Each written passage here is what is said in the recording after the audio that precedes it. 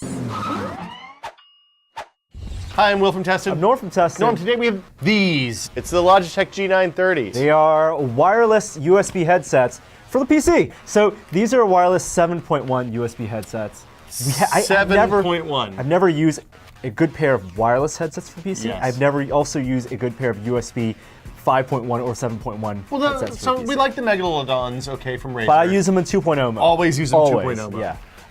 The same rule applies here.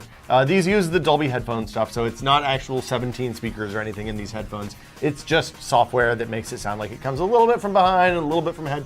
Seems like it's improved a little bit since the last time I actually tested a pair of these headphones. They look pretty good. I would never use that turned on. Yeah. And the nice thing is there's actually a physical switch Yes. you can use to turn it off on the headphones. So because it's wireless, all the controls are actually on the headset. Yeah, on the itself. headset. So instead of having like a box or something like that, or some Yeah. remote control someplace. Which I hate, because you have to put that on your desk and you're tethered, it falls off. I kind of like having a volume knob. I like having a physical knob for volume. Okay. But in this case, I'm okay with this. You have to, in order to use the buttons, you have to install Logitech's Game Control Center software. You know, the thing that it's the same thing you use with a mouse or a keyboard. But Any it of will their work G-series just devices. out of the box if you just plug in It works the as just USB dongle. USB which audio. is I didn't right here. test the microphone out of the box, but I assume it just shows up as an input. Yeah. Yeah. So this is the dongle. It doesn't seem like it's a universal adapter that they use for mice and keyboards. It's something a little bit different. And it actually comes with this, which is essentially a one-port USB hub that you use to charge as well and power this. Kind guy. of clever design, because you don't want this sticking on top of your case. I think it's really good. Yeah. Right, you want this on your desk where you have a good line of sight. As close as possible. Yeah. So you plug this in. Yeah. Oh, this Other way. Always USB. And then you plug this guy into your computer, and this is the cord that you use to charge the rechargeable batteries in the headset. So you never need to plug that in because it's wireless. Yeah. But when it's actually tethered to the headset, Yes. is data going through here? It seems like it's just battery. Okay. So that's actually kind of a good thing, because if you're using these, I actually did test these in the other room using my next generation PC console HDTV experience, and they worked through the wall and everything. So like in that regard, it was really good. I played some Batman. And it was an on the interesting couch. design on this cable extender. Yeah, so basically. the cables both get real long. Yeah. There's probably 15 feet of total cable. This guy ends up mostly in the middle, which means that you can control exact placement of And the way it coils is that you really have this side uncoiled mostly, the bottom side for your computer. Yeah, absolutely. And then the top side you have it left in, and they're separate coils. It's customizable for your desk experience. And so you don't have cables staying. Don't have everywhere. cables everywhere. And more importantly, this thing's not going to be just flapping around someplace behind your PC, which would be lame. So two big questions. One, sound quality. Sound quality's pretty good. For the price range that this headset's in, which is about $160 MSRP, I found it as low as like $140, $130 street. I was pleasantly surprised. You know, they're I think more comfortable than the Megalodons, which are kind of an on-ear design. Right. These are over the ear. The sound quality is really good, especially in 2D mode. Would you say better than like the Astros? I would say it's probably comparable to the Astros. Okay. The Astros, especially the A40s, are really tuned for gaming, so they're a lot of mids, not a lot of bass. This seemed a little bit better for music playback than the A40s, and they're also significantly cheaper. And then my other question is comfort. Now these are over the ears. They're over the ear. And you said they're noise isolating. Well, I mean, they're noise isolating in that they're closed ear headphones, so you don't hear anything from the outside. I'm a bigger fan of on ear because I like to put them. I like bracing on my head, squeezing my head, and not messing up the hair on top. How Lobot friendly are they?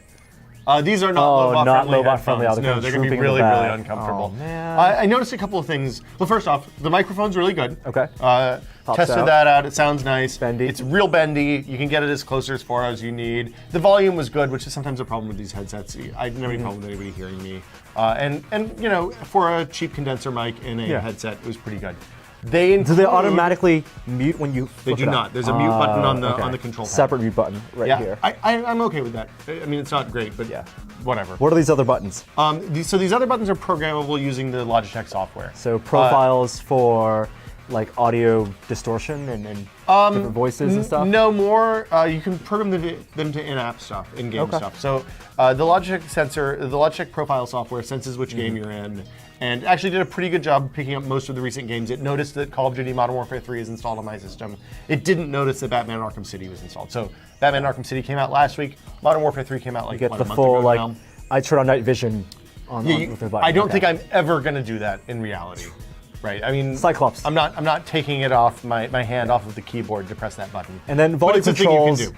also on the side. Volume controls are on the side. They work sometimes, didn't work sometimes. It seems to be based on which profile is loaded. I'm sure I could fix it by adjusting the settings for the default profile.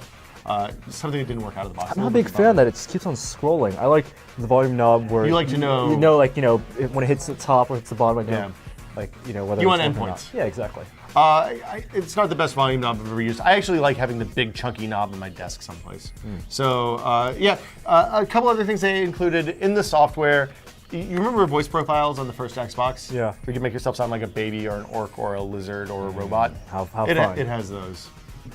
It's all this amazing amount of computing power we have, and companies choose to use it for evil. I can sound like an orc without using software. Do it right now. Well, like an orc. I don't know. Or that was your orc voice? Maybe. was terrible. It's wireless, so there are obviously batteries inside Yeah. here. Not user replaceable. I was able to figure out how to use replacement. They don't seem to have documentation on the site about that.